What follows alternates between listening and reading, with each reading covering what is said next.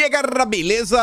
Como é que vocês estão? Meus amigos, o vídeo de hoje está em 4 temas e eu quero começar falando sobre um assunto que é de suma importância e envolve a direita no Brasil. Gente, vocês conhecem muito bem um consórcio, veem como eles tratam todas as pessoas que são de direita, são conservadores no Brasil, as mentiras que eles sempre andam contando, só que a coisa tá se perdendo de um jeito que fico muito preocupado. Quero mostrar para vocês algumas falas de alguns jornalistas ao longo do dia de ontem, e a coisa tá escalando de uma forma que agora estão tentando fazer isso de forma formal, querem criar uma lei para criminalizar, tornar crime apoiar Jair Messias Bolsonaro. Isso não é brincadeira, não é clickbait. E ainda, o Globo soltou uma nota aí nas últimas horas que gera muita preocupação. Eles tentaram ter acesso aí a um relatório do desgoverno sobre monitoramento. Querem saber o que o governo anda monitorando, perfis, pessoas, e o governo não quis dar acesso não, falou que são dados preliminares. E eu quero falar sobre isso, mais algumas coisas, assuntos bem sérios mesmo. Depois eu quero falar sobre o Jair, a gente já falou um pouco já nesse primeiro tema, falar sobre a vida jurídica dele, mas depois eu quero fazer um comparativo, mostrar algumas coisas que envolvem até o Datafolha, números que preocupam a turma da esquerda e talvez, né, seja por isso que eles estão perseguindo os conservadores. Depois eu quero falar sobre economia, algumas coisinhas, dificilmente vai ter notícia boa, né? O Haddad faz o Brasil chorar junto com ele. E hoje vai dar tempo, sem sombra de dúvidas. A gente vai falar sobre a Simone Tebet, o imposto verde e também vamos falar sobre a senhorita Marina Silva. Estava ontem num evento de banqueiros falando sobre, né, carbono, reforma tributária e diversas coisas que com certeza vão causar muitos problemas para a vida de todos os brasileiros. Bom, os brasileiros comuns, né? As elites com certeza vão estar de boa. Mas vamos começar.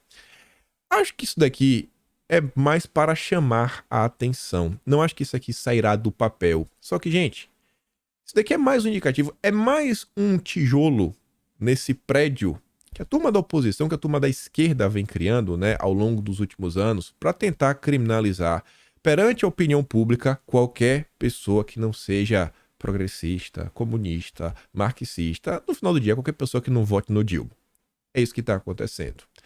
O Poder 360 soltou a nota, outros veículos como o Antagonista também comentaram sobre isso, mas não comentaram muito, eles basicamente só noticiaram o fato, que é o seguinte: Janones quer criar um projeto para criminalizar o bolsonarismo. O deputado diz que tem a coragem para enfrentar esse tema e que a ideologia estimula o ódio. O Janones segue podendo mentir à vontade nas redes sociais, sabe, em qualquer lugar que ele vai, e nada acontece. É impressionante como esse cara está blindado. Aí ele comenta no dia de ontem o seguinte: eu já estou trabalhando em um PL para criminalizar o bolsonarismo no Brasil. Uma ideologia que estimula o ódio, o preconceito, idolatra quem faz o mal, não pode ser aceita em uma democracia. Se ninguém até aqui teve coragem para enfrentar esse tema, eu tenho, vamos para cima. E aí eu pergunto para vocês, o que o Janones vai propor? Será que no Brasil agora vão instaurar, né? Vamos botar para essa pessoa passar dessa para uma melhor? Bater as botas, né? Essa PL vai institucionalizar isso? Vai liberar o que não tem nem para crime hediondo? Ou será que o Janones vai querer colocar 58 milhões de pessoas na cadeia? Quem votou em Bolsonaro? Se bem que vai ter uma galera que vai falar: não votei mais em Bolsonaro. Eu só votei porque eu não queria o Dilma, né? Vamos botar então 20 milhões. Vamos botar 20 milhões na cadeia. 20 milhões. Tá de boa. Vamos desencarcerar, né? Os meninos da cervejinha e a gente coloca 20 milhões de pessoas. Olha como as coisas estão chegando. Isso aqui é um comentário que numa democracia, onde as pessoas são eleitas pelo voto, e eles estão o tempo todo com esse discurso. Isso não é de hoje, e isso daqui foi o que causou, no final do dia, ações como a do Adélio Bispo. É esse tipo de discurso. O Adélio Bispo, ele foi motivado por pessoas com um discurso bem similar do André Janones. Vamos continuar. A turma da Globo News, mais uma vez, faz um comentário que não só envolve a direita, mas eles jogam assim no chão toda a religiosidade do brasileiro. Um comentário que acho que até pode ser classificado como cristofóbico, né? E isso ainda no período da Páscoa. É uma coisa assim que é tão abjeta que, sabe, a coisa pra mim tá precisando tão do ponto. Precisa ter uma CPI da Globo. Não dá mais. A Globo hoje é o maior problema do Brasil no que diz respeito a propagação de ideias, ao entretenimento, ao avanço dessa agenda no âmbito do entretenimento, tá um absurdo. Deixou de ser jornalismo, deixou de ser entretenimento. O que tá acontecendo hoje na Globo, assim, já passou do nível do inaceitável. Olha o que o Marcelo Lins fala. Só vou mostrar pra vocês o início. De tão absurdo que é o vídeo, eu mando o completo, vocês assistem lá no Telegram. Não pode dar o mínimo espaço, Marcelo. O problema, e aí a gente vai ter que voltar a falar disso, detesto ficar olhando para o passado recente demais, mas o problema é que a gente traz um legado de um governo que tinha, digamos assim, uma leniência, para ser bem gentil, exagerada com os movimentos radicais da extrema-direita e com todo o seu discurso de ódio, de violência, que muitas vezes flertava quando não encarnava ideais, visuais, imagens, discursos do nazismo mesmo. Um governo que tinha de seus lemas um lema fascista. Essa história de Deus, Pátria e Família é o lema dos integralistas, que vem dos fascistas italianos também. Não custa lembrar, Marcelo, que Eu não vou continuar mais, né? Que já deu. Deus, Pátria e Família. Absurdo. Tem que criminalizar os conservadores porque falam de Deus, de pátria e de família. Não tem, na Rede Globo não existe espaço para Deus, para a pátria e para a família. Algo precisa ser feito. Não dá mais. Não dá mais. Quando é que as pessoas se mover? Quando é que todo mundo vai acordar porque está acontecendo? Quando partirem aí, né, para algum tipo de ação mais energética contra pessoas no meio da rua porque elas não fizeram L, isso com apoio da Globo, e a Globo vai justificar e falar que é certo? Porque as coisas estão caminhando por um caminho que daqui a um dia o cara vai dar um tapa na cara da outra pessoa, né, um tapa, um murro, e aí a notícia é o seguinte: bolsonarista dá uma cabeçada na mão do agressor, né? Botou no agressor, mas o errado é o que deu a cabeçada, né? Tomou um murro na cara, mas deu uma cabeçada. Aí se for na barriga, falar, o bolsonarista deu uma barrigada na mão do coleguinha. É o que tá acontecendo. É uma inversão de valores sem tamanho. Aí veja, tem um rapaz aí que tá chamando atenção, principalmente no Twitter, é um médico da turma do Átila em Amarindo, né? No sentido de ideologia, do que ele defende. E aqui eu só queria mostrar pra vocês uma coisa que eu falei ano passado, e é um pingo de esperança nesse oceano de desespero. O cara fala que o que aconteceu, o tragédia de Blumenau, foi um bolsonarista. Sem base, sem prova nenhuma. Mas nenhuma. Tanto que as agências de fact-checking não estão nem aí pra nada. As agências de fact-checking, elas jamais vão entrar em campo pra fazer isso daí, porque é do interesse criminalizar a turma da direita, os conservadores. Só que, falei pra vocês, gente, o community note do Twitter, ele vai vir e as coisas vão começar a mudar, que vai quebrar o monopólio do fact-checking. E olha só, abaixo do tweet do cara tem a nota, ó, os leitores adicionaram o contexto que acharam que as pessoas poderiam gostar de saber. Toma um fact-check na lata, ó. Não há qualquer indicativo de alinhamento ideológico do criminoso, se quer que o crime tenha sido cometido em virtude de alinhamento político. A polícia confirmou que se trata de caso isolado e possível surto psicótico. E olha qual é a nota que é apresentada para justificar o Globo. Então, assim, as pessoas, elas continuam mentindo. Mas pelo menos agora a população, o cidadão comum, vem começando a ter algumas ferramentas para desmentir tweets que só fazem propagar ódio nas redes sociais. Olha o que está acontecendo. É o tempo todo eles estão batendo nessa tecla. E aí, eu tava, como de costume, né? Lendo a Veja ontem, e eu me deparei com essa nota, falando aí que o Ministério da Justiça e Segurança Pública, ele vai fechar um cerco aí nas redes sociais contra, acho que ninguém no Brasil, ninguém em sã consciência, defende qualquer ista da vida. Acho que ninguém defende isso daí, né? Ista, meu Deus do céu. Né? Sem dizer. E falo também o seguinte, ódio nas redes. Essa segunda parte eu fico meio assim, né? Porque pra turma da direita, você vê ali o Janones, você falar qualquer coisa, é ataque, é isso, é aquilo, outro. Aí o último parágrafo dessa matéria da Veja fala o seguinte: um relatório com diagnóstico desse tipo de violência nas escolas e possíveis soluções. Já possuem soluções. Dá uma olhada nesse relatório, as soluções são bem complicadas, passam desde ações que envolvem a impedir que o cidadão comum tenha acesso a ferramentas para defender caso alguém entre em sua casa, a mudança na caracterização do que seria discurso de ódio, assim, você compartilha aquela, sabe, um negócio que é como se fosse dois números 5, né, intercalado, né, que é um símbolo lá do alemão, que usou na década de 40, aquilo ali você não pode compartilhar de jeito nenhum. Só que eles estão falando que não pode ser só isso, porque agora esses grupos, eles têm outros símbolos que são importantes para ele. Só que não fala qual é. Fala assim, qualquer símbolo que transmitir a ideia que meio que é um supremacista. Aí eu fico assim, tá, mas que símbolo seria esse? Nos Estados Unidos, por exemplo, tem um meme que é um sapinho. Já falaram que sapinho faz parte disso. Para no Brasil você compartilhar alguma coisa, sei lá, aquele meme do Shed de lado falando sim, não, ou aqueles memes que as pessoas fazem que representa aí, né, alguns grupos protegidos pela esquerda, enfim, tá sendo realizado. Se o cara compartilhar isso daí, também vai ser caracterizado. Então acho é bem complicado esse relatório, bem complicado. Foi feito pela turma que algumas pessoas estavam na transição, né? Ali, ó, foi elaborado na transição para o governo do Dilma.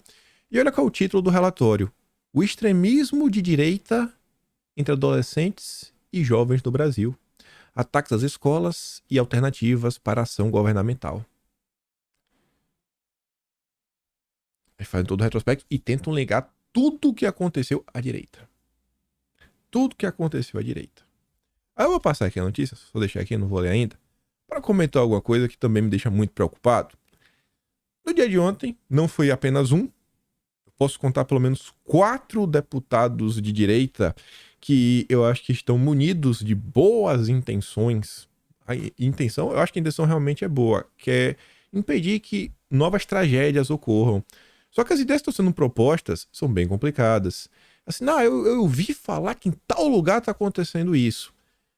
Eles pontuaram, por exemplo, a ferramenta chamada Discord, que é uma ferramenta de conversa que permite criar alguns tipos de sala, né? Mini servidores, você troca informação, troca material entre a turma que está lá, e é bem fácil para você fazer conversa via voz.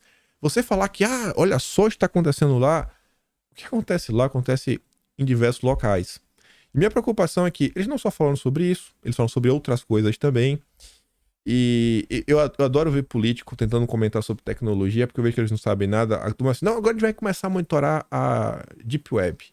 Minha única vontade é que o jornalista chegar e falar assim, ô cidadão, o que é Deep Web? Você poderia explicar? Você pode explicar o que é? Pronto, acabou a discussão, né? A gente não vai para lugar nenhum. Não que ele esteja totalmente errado no que ele está tentando passar, né? O político. Só que assim, a turma da direita tá propondo uma coisa que no final do dia vai dar poderes de monitoramento pro governo. Poder de monitoramento. Assim, pensem bem o que vocês estão propondo, deputados. Os caminhos que vocês estão propondo.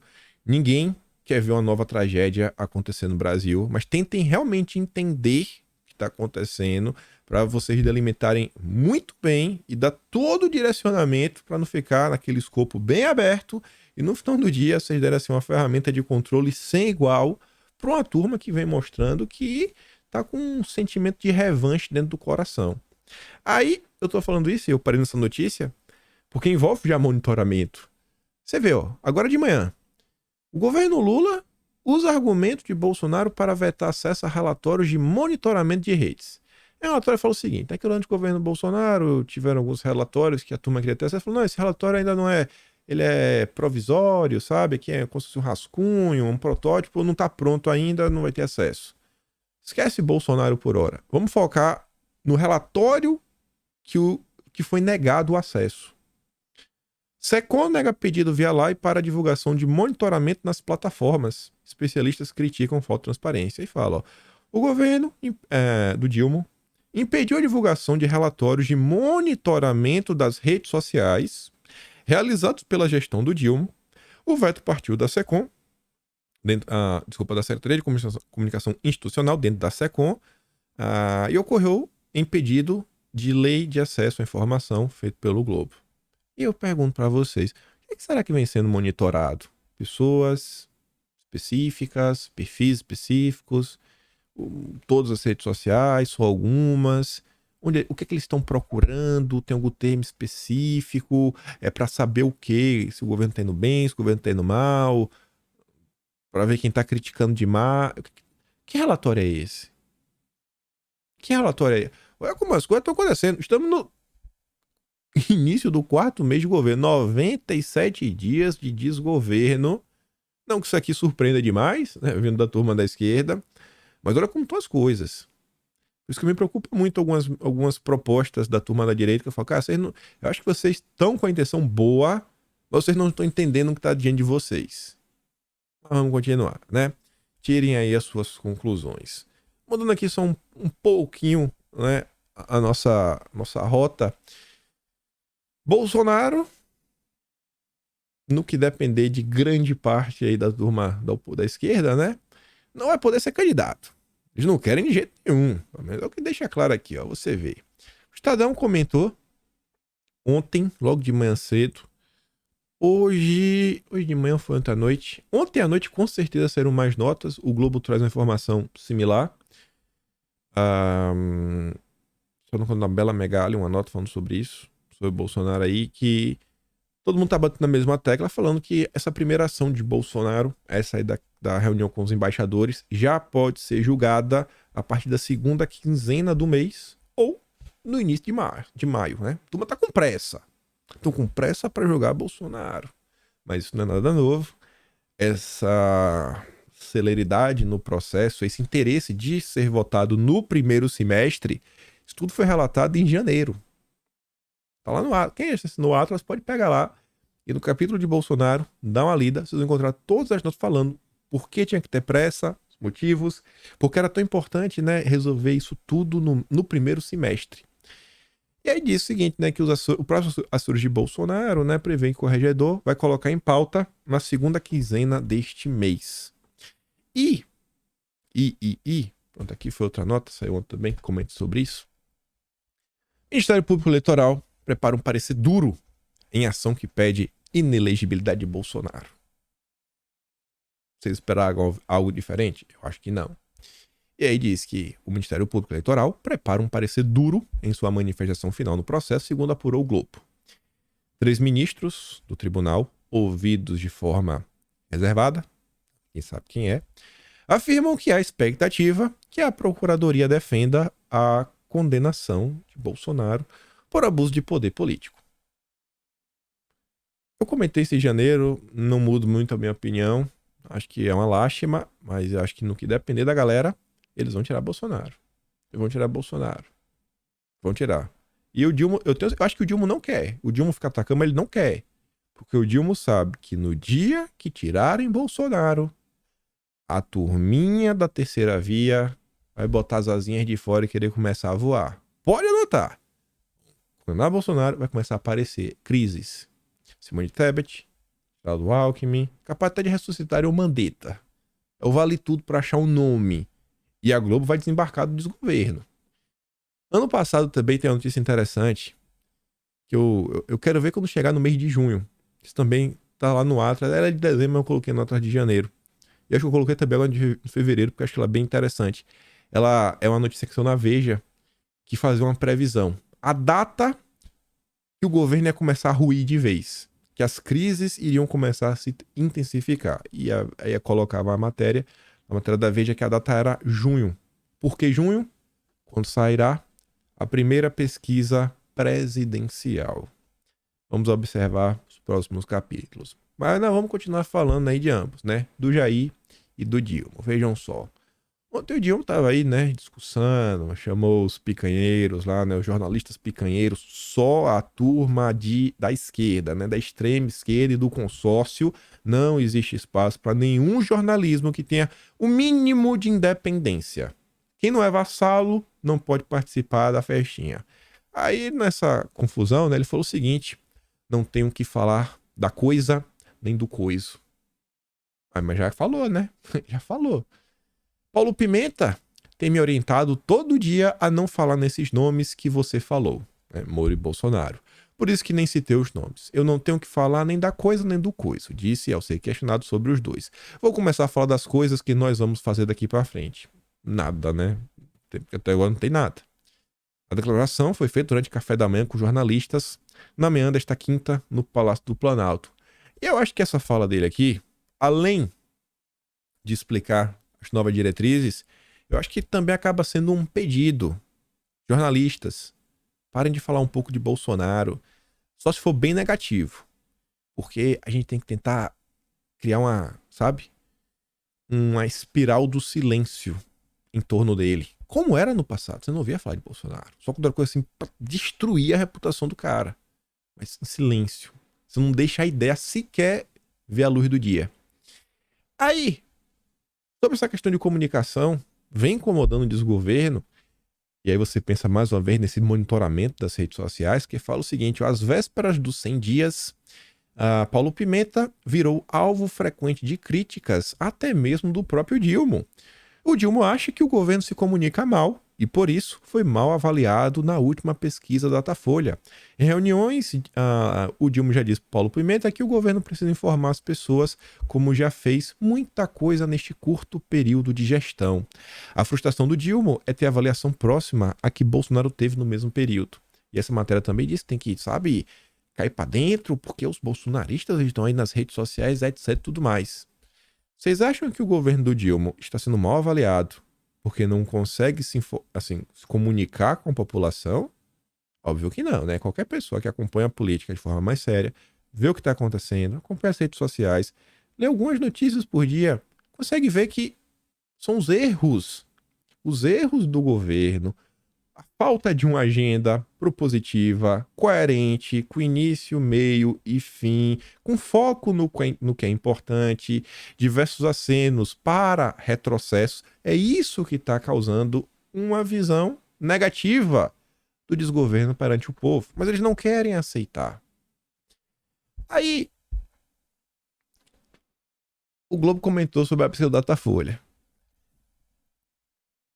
Eles colocam uma pergunta na manchete que tá faltando a interrogação, ou o cara escreveu errado, porque ele botou porquê separado. Porque a pesquisa do Datafolha mostra o bolsonarismo cristalizado na opinião pública. Por quê? Ele não responde o porquê ao longo da matéria. Mas fala o seguinte: né, mesmo após a eleição, permanecem entre petistas e apoiadores do ex-presidente as divisões nos mesmos segmentos da sociedade. Neutros são 1/5 da população. Lá pro final da matéria, para mim tentar dar uma pincelada nos motivos, fala o seguinte, ó. Segundo Luciana Chong, a força do movimento de direita liderado pelo ex-presidente resistiu independente do noticiário negativo. A Globo não conseguiu destruir.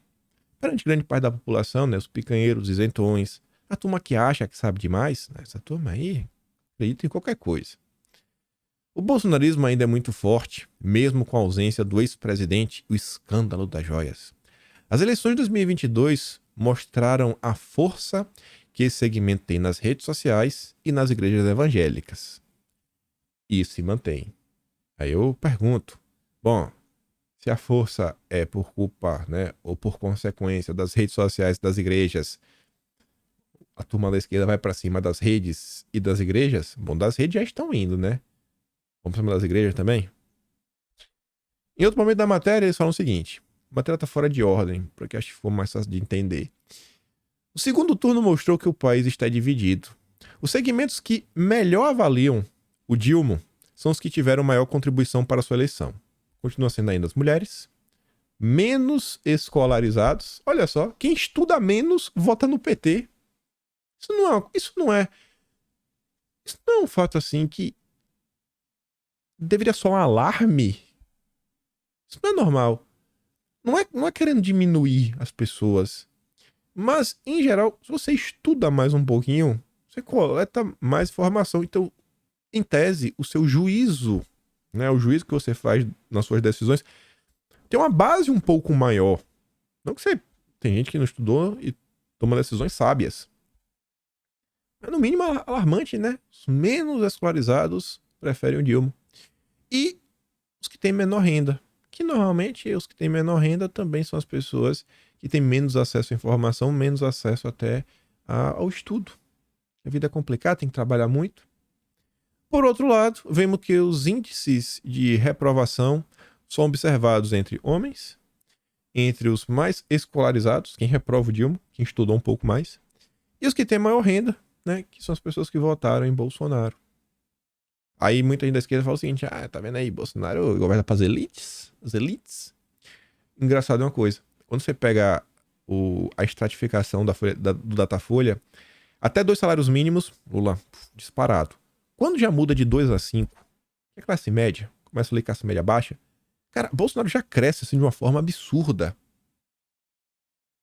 Isso me fez imaginar, cara, o salário mínimo ele deveria ser o mínimo para dar acesso a várias coisas. Só que o Brasil tem uma... Até ninguém conseguiu me convencer assim, de algo diferente. Quando você institucionaliza que um cargo que não é assim, um grande empresário, um industriário, sabe, que tem uma empresa milionária, mas um concurso público, por lei, são 40 salários mínimos, você tá criando assim uma diferença de 40 vezes. Não tem como, na minha cabeça, né? Até ninguém provou o contrário, como isso aí dá certo. Então, basicamente, o Brasil institucionalizou assim, uma diferença absurda. Não é pra ser normal 40 vezes. Não é normal. Falando aqui para da Austrália. O salário mínimo hoje, vou falar antes de imposto de renda. Depois de imposto de renda, cai consideravelmente. Imposto de renda aqui não é pouca coisa. Mas, no ano, deve dar uns 37 mil dólares. Salário mínimo. É engraçado. Tudo é por semana, mas na hora de pensar no salário, a galera que pensa no salário anual. Se você coloca 40 vezes isso, meu amigo, dá 1.200.000. Para concurso público, como é que a conta do país fecha? Não fecha. O cargo mais alto aqui no país, né, o juiz da Suprema Corte, que coincidência, dá 8 vezes 8 quebrado, 8,3, se não me engano, já fiz essa matemática antes, pro salário mínimo. Então, assim, voltemos. Você vê que parece que o Brasil tem uma cultura assim, enraizada de travar, que aquele cara que realmente se viva na miséria, ele sai da miséria. Bastou sair da miséria. Renda de 2 a 5 salários mínimos, cara, muda por completo, gente. Mas por completo. Você olha, era pra ter colocado aqui o gráfico. Botou de 2 a 5, já muda por completo. De 5 a 10, fixe. Aí Bolsonaro, ó, já nada assim, ó, de braçada. Sabe quando é que vai ter uma diferença depois no voto de Bolsonaro? Acima de 10 salários mínimos. Aí Bolsonaro tem uma reduçãozinha. É os super ricos, né, quem ganha muito bem. Aí tem muita gente aí, né, do mundo socialite, a turma SG, os liberais da Faria Lima. Turma que tem um capitalzinho, essa turma adora fazer o L. Preocupados com as causas sociais, com vários colégios aí privados que hoje em dia que vocês perguntam, é sério que tu vai colocar o teu filho nessa escola? Então são dados que é bem interessante. Se você consegue romper o ciclo de miséria no país, fazer com que o miserável, ele saia da vida miserável, ganhe mais de 2 salários mínimos, tem uma tendência de virar bolsonarista, porque ele vai ter um tempo um pouquinho a mais, estuda um pouquinho a mais, ganha um pouquinho mais, tá mais preocupado, porque ele já, ó, tá começando a sobrar um dinheirinho que meio que não sobrava antes. Aí ele fala, pô, como é que eu faço pra aumentar o meu dinheirinho? Aí ele começa a olhar uma coisa aqui, olhar uma coisa acolá, daqui a pouco tá na internet, né, fazendo 22, Brasil acima de tudo, Deus acima de todos. Aí, na mesma linha do André Jananes, para tentar aqui ajudar o Dilma, né, a turma do consórcio é demais, o Merval Pereira fez uma análise sobre diversas coisas que o Brasil vem passando e o cenário atual, falando o seguinte, uma sociedade doentia. Mas os doentes são vocês que apoiam o Bolsonaro, já bem claro desde agora. O clima de ódio e violência que estamos vivenciando nos últimos tempos, oriundo do período em que o bolsonarismo começou a implantar suas raízes. Tá vendo como essas coisas, né? No forma atual, culpa de vocês, os conservadores. Vocês são o problema, sempre. É assim pra turma, né, do Globo. Aí o Merval continua falando de vocês. Eu até achei interessante essa parte. Que ele fala o seguinte, que os eleitores de Bolsonaro, seus apoiadores, são cidadãos que se sentiam rechaçados, esquecidos, até mesmo rejeitados pela onda que parecia francamente majoritária. Não. É porque o Merval Pereira, ele vive numa bolha. Ele vive entre a elite brasileira, né, os burgueses da zona sul do Rio de Janeiro, do Leblon, a turma da Globo, a turma do... Não queria falar pra mim. Mas enfim, né? Esse é o Merval. Aí ele acha que o meio dele é o Brasil. Não, não é. Não é. A maior parte do brasileiro é tudo comum. Dia do Zap, do churrasco, é o primo. né? A turma que vai na igreja no final de semana, que o Merval não sabe o que é isso. Ele fala, ó, ele achava que essa onda majoritária era a onda do politicamente correto, do identitarismo, do globalismo, instrumentos da esquerda para se impor. Quando Dilma tinha 80% de aprovação no segundo mandato, os petistas desdenhavam esses 20%, perguntando em que mundo viviam, pois vocês aí, ó, viviam nas sombras, remoendo suas feridas, buscando um sentimento de pertencimento que Bolsonaro lhes deu. Menos mal ele reconhece, né, que não tinha espaço no Brasil para os valores que vocês tanto defendem. Em vez de ser incluídos na maioria, foram sendo apartados até transformarem-se eles mesmos em maioria. Não, o pior é que a gente sempre foi maioria. A gente só não sabia. Né? Aquela pergunta é com quantos anos você tinha quando você descobriu que você era conservador? Quando você achava errado, né? Essa agenda progressista.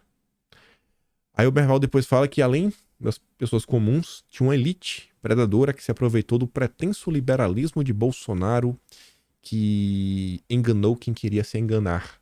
Aí essa elite, liberal que ele disse, é que apoia, né, ele fala assim, uma das principais teses liberais de Bolsonaro é a permissão descontrolada de ferramentas para poder se defender, e ele faz comparação, né, com os Estados Unidos, nada mais falacioso, com a cópia mambembe da trágica tradição histórica dos Estados Unidos, que não tem nada a ver com a nossa história. Aí, para finalizar, o Merval Ferreira fala o seguinte, ó, acho que eu botei voltar. Para encerrar, ele fala o seguinte, né, que tanto no Brasil quanto nos Estados Unidos, quem apoia ter ferramentas são as milícias, viu? Fora da lei. Ele basicamente diz que Bolsonaro, todo mal, todo crime que tem no Brasil é graças às políticas de Bolsonaro. Mesmo você pensar, pô, mas todos aqueles números não mostram que a criminalidade está caindo no Brasil? Caiu, mas não importa, porque o Merval Pereira, ele escreve o que ele quiser. Ele tá no Globo, né? Então, é a vida. Aí diz que no Brasil vivemos o ápice do crime organizado, com milícias formadas por policiais e facções criminosas em busca do domínio do território que deveria ser regido pela lei. E ele atribui isso daí à política de Bolsonaro, né? Abrir a compra por cidadãos de ferramentas, praticamente sem controle, é uma oferta de fortalecimento a esses grupos fora da lei. Será? Está provado que os CACs, né, ajudaram a proliferar justamente para legalizar, né, as ferramentas do crime organizado. Pronto, os craques são criminosos igual ao crime organizado. E os ataques frívolos, né, bababá, etc, tudo mais, no baixo estão à nossa vista.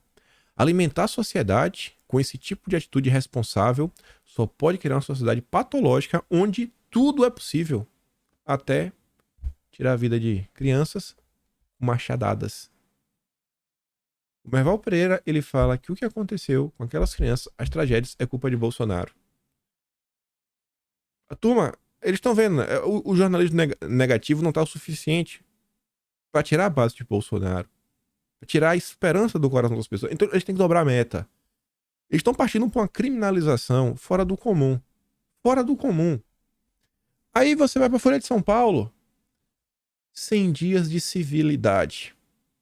Um artigo gigantesco do Conrado Umbner.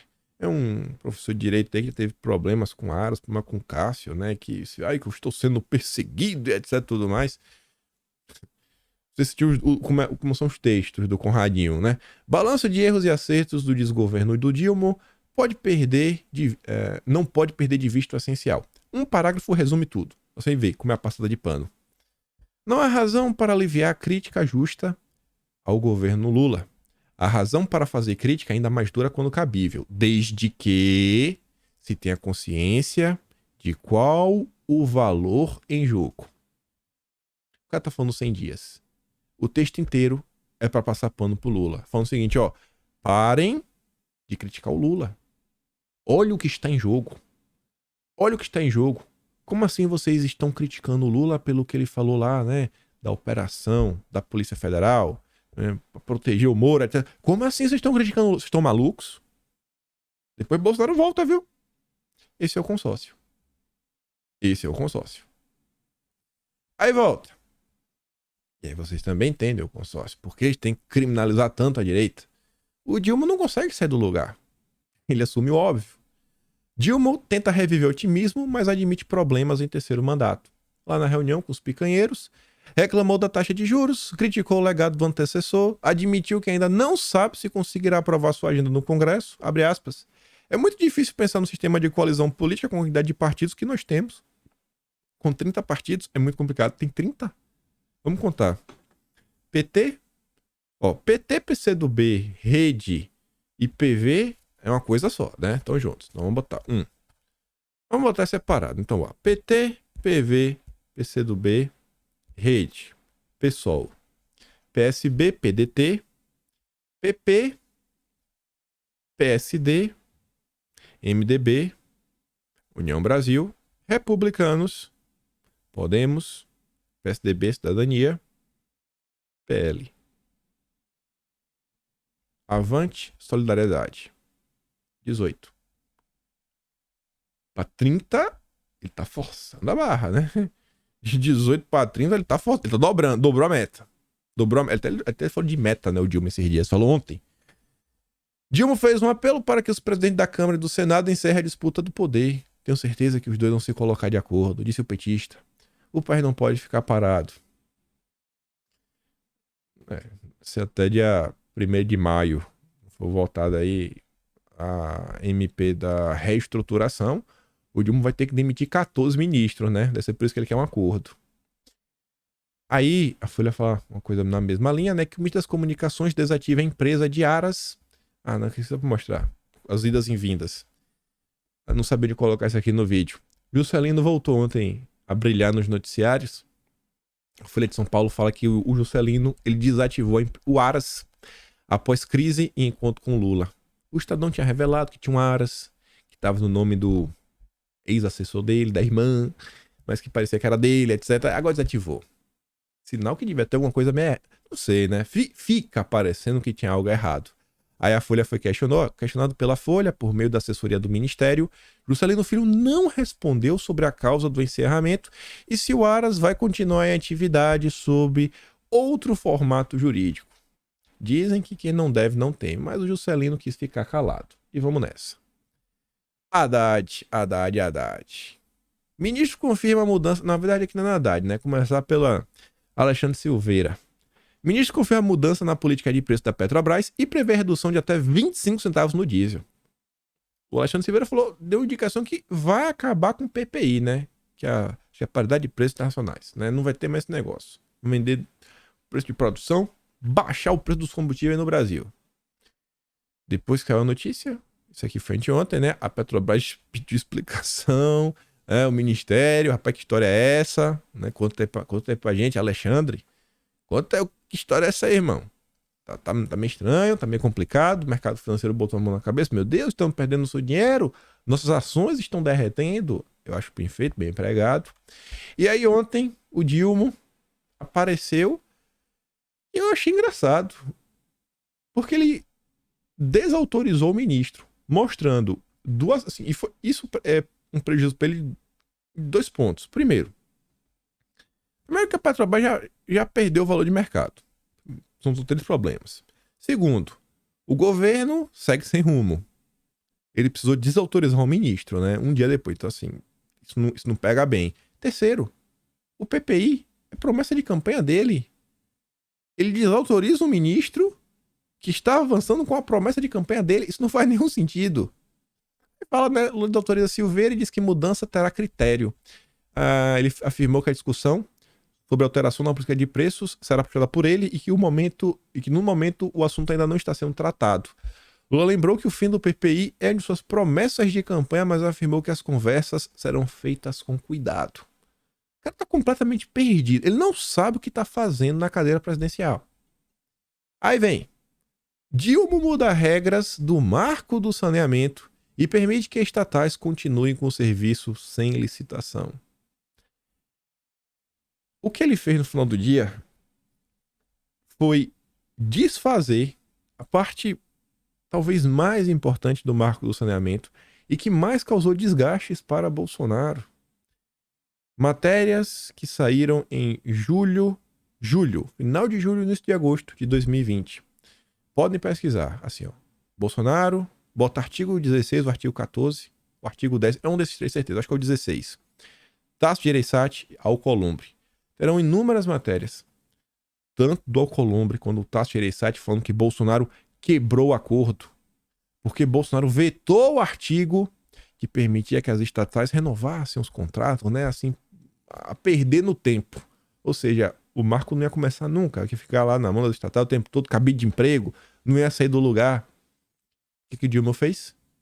Ele permite que as estatais continuem. Exatamente.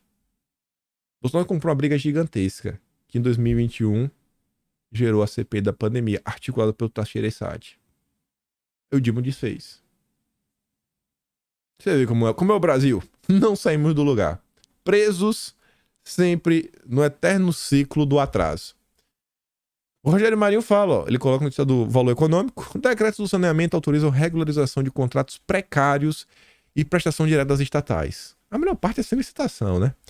O Rogério Marinho fala, ó, retrocesso, desrespeito ao parlamento, atentado contra a saúde dos brasileiros, corporativismo, miopia política, enfim. PT sendo PT. Vamos resistir a essa verdadeira catástrofe. Lula enterra o marco do saneamento que permitiu em 2 anos um investimento de quase 90 bilhões de reais. Ah, Dilma, mas vamos fazer o L, né? Aí veja. Estadão hoje de manhã, 3 da manhã, soltou editorial. Virou moda agora. Eu tô gostando. Virou a nova moda. A nova moda dos jornais é editoriais, né? Eles não choram no Twitter. Eles soltam editorial no Twitter, mas eles choram lá na página dele, né? É o chororô. Retrocesso inaceitável no saneamento. Fiel a uma agenda de atraso, o Dilma baixou 2 decretos, mudando pontos essenciais do marco. E esses decretos, eles abrem caminho para disputas judiciais. Mas quem não gosta disso, né? Os advogados amam, cobram aí, né? Para trabalhar, é bom demais. Maior risco de problemas no atendimento a populações em regiões carentes de abastecimento de água e esgoto, além de desestimular investimentos. Foi para isso que o Estadão apoiou Lula. Não reclamem, são cúmplices. A matéria é longa, traz várias explicações, explica, né, o primeiro decreto, o que faz, o segundo decreto, o que faz, e tudo mais. Mas para ir para os finalmente, quero ver se alguém vai falar que o Lula é um gênio. Eu vou perguntar, eu falo isso porque, ó, dados do Instituto Trata Brasil apontam para uma situação desalentadora nesse campo. O país ainda tem quase 35 milhões de habitantes sem acesso à água tratada, 100 milhões sem coleta de esgotos e apenas 46% do esgoto é tratado. E mais, doenças relacionadas ao saneamento ambiental inadequado foram causa direta de quase 1% dos óbitos no Brasil entre 2008 e 2019. Foram 135 mil óbitos, uma média de 11,2 mil ao ano. O marco do saneamento é para salvar vidas. Está sendo destruído, dilapidado. Com apoio do Estadão, que agora não é só agora é só o editorial. Agora a valentia vem. E eles encerram falando, né? Ao divulgar as novas regras, o Planalto explicou que é preciso evitar que os serviços e investimentos sejam suspensos e que haverá rigorosa fiscalização, o que é obviamente uma piada de mau gosto. O palavrório mal esconde que o verdadeiro problema para o desgoverno é a perspectiva de envolver investimentos privados e reduzir a presença do Estado na área de saneamento básico, o que causa arrepio nos estatolatas petistas. Para essa turma, não interessa se as estatais, depois de décadas de atuação medíocre, foram incapazes de promover água limpa e tratamento de esgoto adequado para grande parte da população, mesmo com todo o tratamento privilegiado que tiveram. O que importa é que elas continuem existindo, servindo de cabide de emprego para os companheiros, em detrimento da saúde dos brasileiros mais pobres. Ah, rapaz, olha. Não, nem pegou aqui o faz o L. Tá desconfigurado, tem que configurar depois. Mas enfim, né? Ia botar o faz o L. Aí o Caio Junqueira fez também um nota de repúdio dele, né? Ele tá tentando se desvincular do PT. O Caião aí ajudou, hein, Caio? Ajudou demais. Agora quer tirar o corpo fora. Também é cúmplice. Caio Junqueira. Brasília se empenha em fazer a reforma do passado. Meu Deus. Aí fala do saneamento básico. O Dilma deu mais um passo para mostrar que o revisionismo econômico será uma das linhas mestras de seu terceiro governo. Palavras duras, agora, não vai mudar nada. Na quarta, ele assinou o decreto mudando as regras do jogo em uma das áreas mais sensíveis, que é o saneamento básico.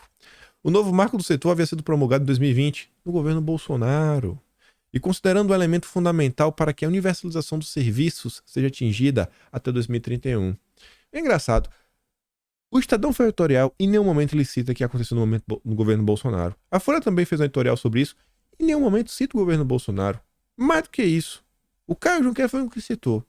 Ninguém fala da dificuldade, o parto que foi para tirar isso do papel e o desgaste que Bolsonaro teve. É brincadeira, bicho. Deixa eu dar uma pausa aqui e ver se eu acho o negócio. Pera aí, aguenta aí. Pronto.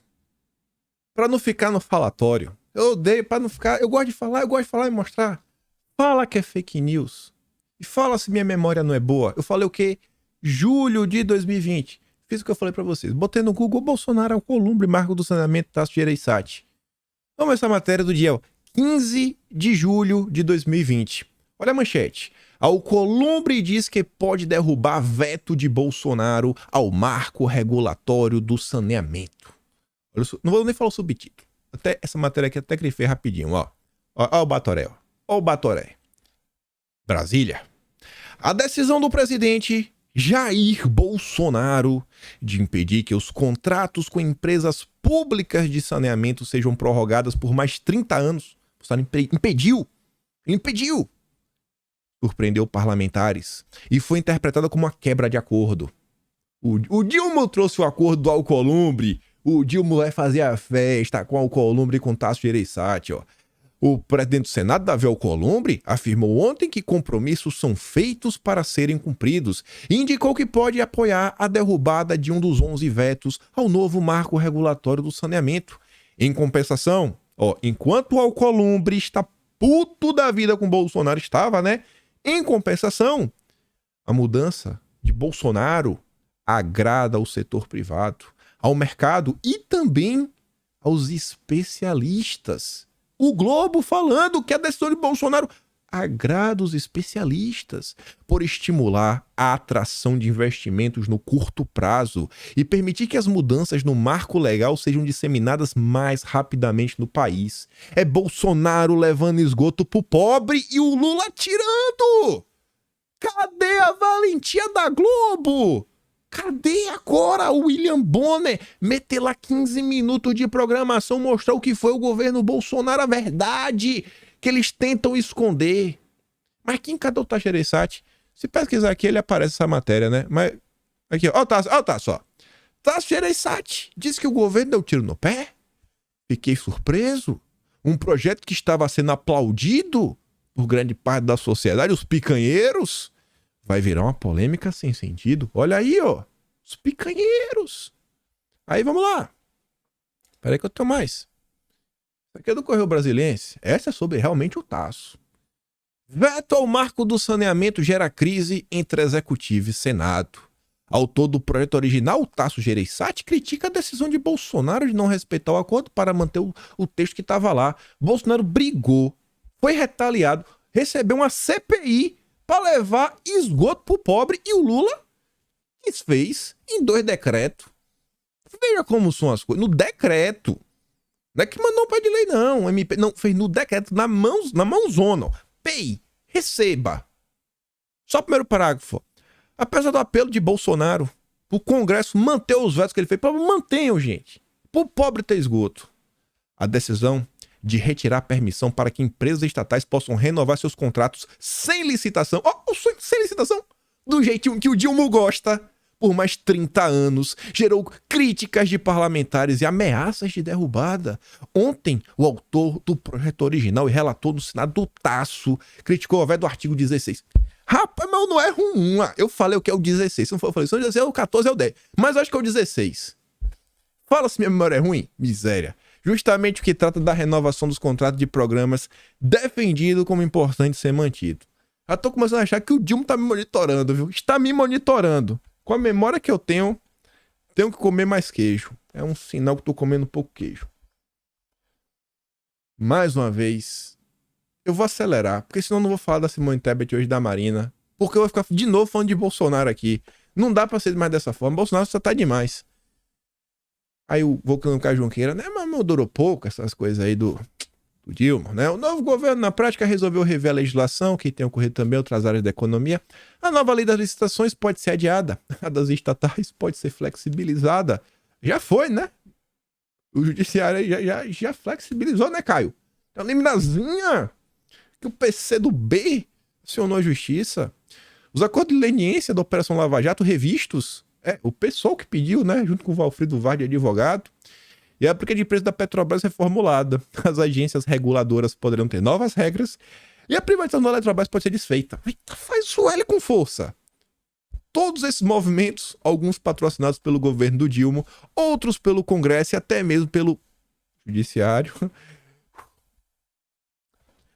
Eu leio mais rápido do que eu... Na verdade, eu penso mais rápido do que eu leio, né? Judiciário. Mostram que a reforma que Brasília tem se empenhado em fazer é a do passado. Aí melhor. Isso foi ontem.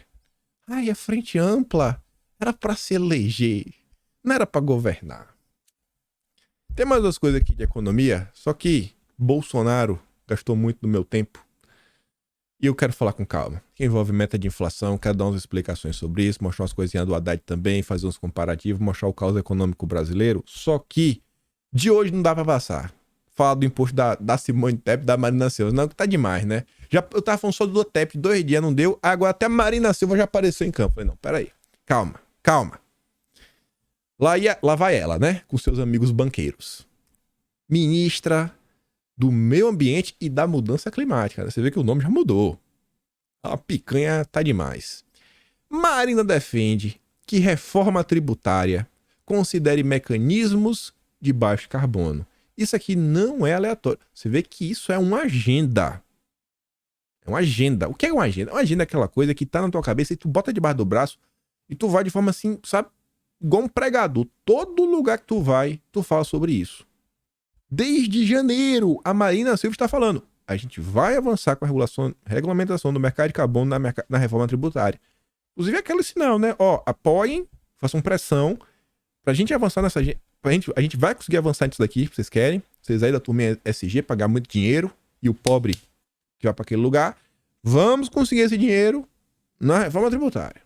Criar o mercado, o do bem. E ela diz o seguinte, né, que ela defende uma segunda etapa da reforma tributária, que a segunda etapa adote instrumentos que estimulem a economia de baixo carbono. De acordo com a Marina, que participou do evento dos banqueiros, né, Brasil Investment Forum, do Bradesco. O cara do Bradesco tá no conselhão também, né? A pasta trabalha com a ideia de consolidar o Brasil como player em um mercado de carbono regulado. Quem poderia imaginar isso?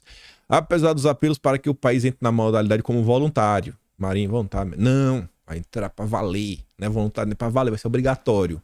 Segundo ela, o Brasil quer estar entre os top 10 do mundo no mercado de carbono. O Brasil quer.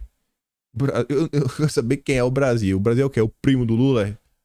Não sei. Eu quero saber quem é esse Brasil que ela anda conversando. Se você é agricultor, se você tem uma fazendinha, preste atenção. Marina também relatou ter sugerido ao Carlos Fávaro, ministro da Agricultura, transformar o Plano Safra, que é uma linha de crédito no final do dia, em um programa de agricultura de baixo carbono, um cronograma.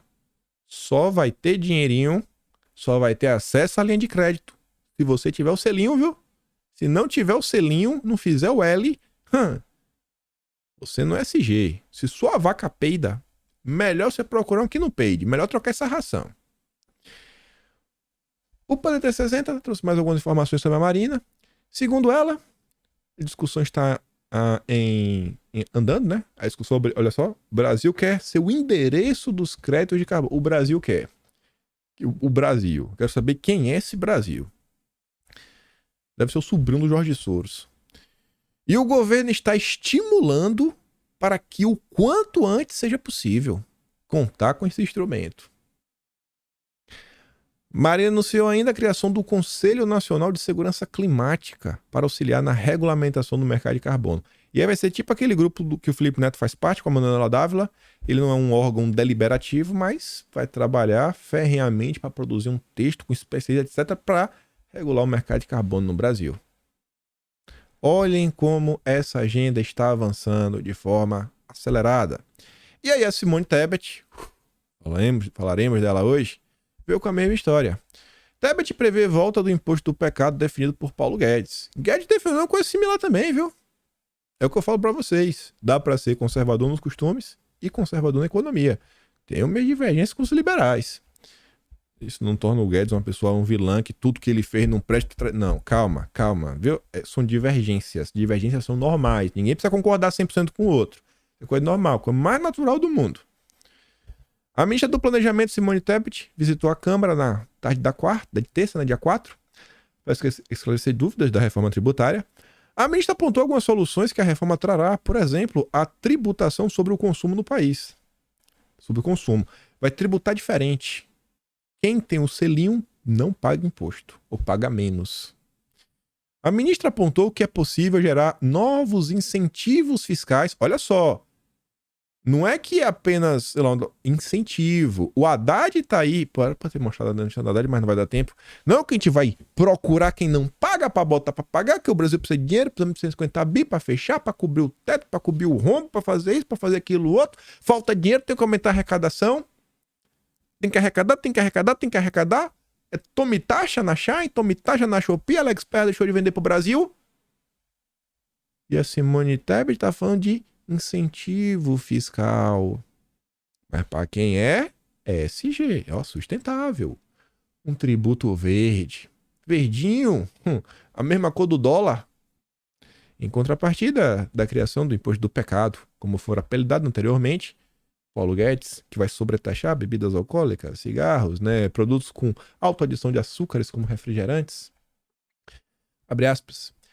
Em relação àqueles produtos chamados do pecado, como esse ministro da Fazenda já mencionou, está na reforma a questão do imposto seletivo. Podemos sair por aí com uma tributação maior, se for da vontade do Congresso, em relação a cigarros e bebidas.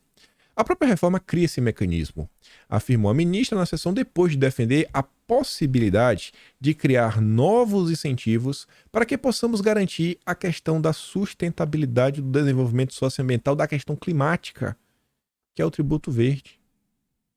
Que lindo. Para quê? Para não tributar os produtos de que de alguma forma impactem positivamente. Quem ajuda o meio ambiente não vai ser tributado. Eis que surge a nova classe dos intocáveis do Brasil. Lembrando que tem empresa aí bilionária do Brasil, né, dos semideuses do capitalismo, que foram assim chamados por outro grupo aí muito poderoso, muito dinheiro nos autos do processo aí. A Globo noticiou sobre isso, né? Foi uma peça que chamou a atenção do Brasil, bilionário contra bilionário. A turma, a empresa que... Eita! Apareceu um rombo aqui de bilhões. A empresa era ESG, viu? A empresa impactava o meio ambiente de forma muito bacana. Olha o que estão fazendo com o Brasil. Olha o que estão fazendo com o nosso país. Olhem as ideias que estão sendo propostas. Olhem onde as coisas estão chegando. Aí, como se não bastasse, se hoje em dia a turma da esquerda ainda se baseia nas ideias do Gramsci ou não, etc, tudo mais, vai fazer uma revolução cultural, não vou entrar nessa discussão. Aí não dá para negar que o entretenimento, né, se levar conteúdo, se você gera através da cultura, você implanta a sua agenda, o tempo vai passando e você vai ganhando novos adeptos, né? A turminha vê o filme e fica, meu Deus, escandalizada, né? Ai, tem que salvar o planeta. Evento no Rio de Janeiro discute abordagem do cinema sobre as mudanças climáticas. A cineasta Estela Ren, é cofundadora da Maria Farinha Filmes e a vice-presidente do painel intergovernamental sobre mudanças climáticas, Thelma Krug, debaterão no próximo dia 14 maneiras de abordar o tema da emergência ambiental no âmbito das produções cinematográficas de ficção. O painel vai ocorrer dentro da Rio 2C, evento do setor audiovisual, que ocorre na capital fluminense de 11 a 14 desse mês. O objetivo do debate é buscar caminhos para que as ficções também sejam também elementos de conscientização da crise climática. Tem outra parte da matéria, mas eu lembrei agora que eu esqueci de colocar. Tava no lugar errado no vídeo de ontem. Tá vendo aí, né? Avançar o tempo, pegar o jovem. Tá preocupado em salvar o planeta. Aí você vai vendo. Olha essa notícia. E eu me pergunto como eles chegaram a este número. Terras indígenas poupam 10 bilhões de reais em gastos com saúde. Estudo aponta que territórios indígenas conservados ajudam a evitar ao menos 15 milhões de casos de infecções respiratórias e cardiovasculares por ano. Áreas eficientes em enfrentar a poluição causada por queimadas. Pensa. Tá lá o garimpeiro do mal. O garimpeiro pegou lá a D20. Sabe qual é a D20, né? Aquela caminhonete antiga. Montou na D20. Botou seus equipamentos lá pra palavra. Meu irmão, o garimpeiro cruzou a barreira da terra indígena. Passou por cima de uns galhos. Sabe? Matou o mico-leão dourado. Aí tava lá o seu Zé assistindo ao jogo do Flamengo em São Paulo. Teve uma doença cardiovascular. Invadiu a terra indígena. Tá vendo aí, ó. É o que aconteceu. Se você aí que mora em São Paulo, mora do Rio de Janeiro, teve um mal súbito, pode ter sido um garimpeiro que atropelou o mico-leão dourado na Amazônia. Quando invadiu a terra indígena. Rapaz, é sensacional as conclusões que a empresa chega. Isso aqui é o típico notícias de quinta. Tem que fazer piada, tem que levar na brincadeira, gente. Não tem condição, velho. Tá demais. E aqui eu não vou comentar, deixa pra comentar depois, que é um personagem que já tá um personagem engraçado, né, nesse ano de 2023, né, que é o Rubens Ometo. Rubens Ometo que se encontrou com o Dilma, né, o primeiro grande empresário a se encontrar com o Dilma, que apareceu na confusão da Ferrogrão. Ele agora aparece em outras confusões. A questão também da reoneração dos combustíveis, né? Também aparece a turma aí da Raizen, que é aquele controle diretamente. A gente comenta do cidadão depois, com mais calma, com outras coisas, serão mais matérias. Mas por hoje, eu acho que tá bom, né? Tá bom. Fico por aqui. Se gosta do meu trabalho, passa no meu canal, tem um botão de valeu, tem um pé na descrição. Tem um Atlas Brasileiro, dia 15, saiu de fevereiro, kimpaim.com, sem BR. Vai ficar bem melhor do que o de janeiro, vocês verão. Né? O apoio de vocês será revertido cada vez mais para transformar no maior trabalho historiográfico já feito nesse Brasil. E normalmente eu tento cumprir o que eu prometo, né? Trabalhar eu trabalho. Preguiça para trabalhar eu não tenho. Vou mandar o Vila do Globo News para quem tiver estômago para ver no canal do Telegram. Que mais? Compartilha o vídeo, né? Me ajuda a chegar a 800 mil inscritos, não vai cair o dedo. Feliz Páscoa aí pra todo mundo na sexta-feira da Paixão. E é isso, gente. Aquele grande beijo, abraço, tamo juntos. Valeu, meus amigos. Fui.